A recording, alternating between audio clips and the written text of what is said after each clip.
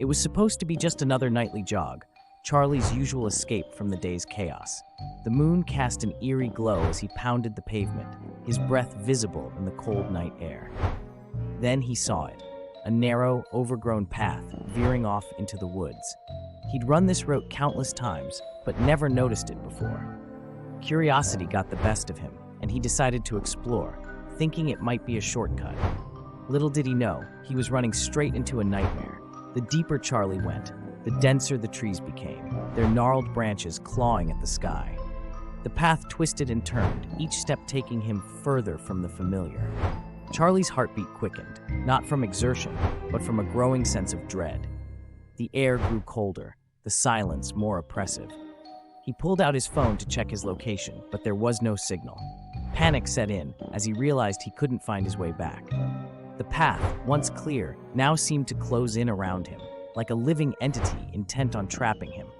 Charlie tried to retrace his steps, but the forest seemed to shift and change, disorienting him further. Shadows danced at the edge of his vision, and he could swear he heard whispers carried on the wind.